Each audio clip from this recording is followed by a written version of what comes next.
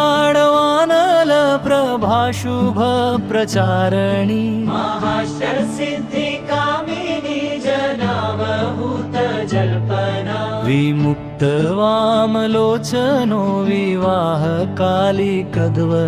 शिवेति मन्त्रभूषगो जगज्जयाय जायताम् इमं हि नित्यमेव मुक्तमुत्तमोत्तमस्तवम् पठन् स्मरन् ब्रुवन्नरो विशुद्धमेति सन्ततम् हरे गुरौ सुभक्तिमाशु याति न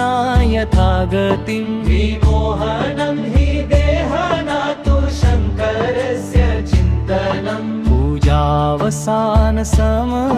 दशवक्त्रत्र गीतम् यागशम्भुपूजनमिदं पठति प्रदोषे तस्य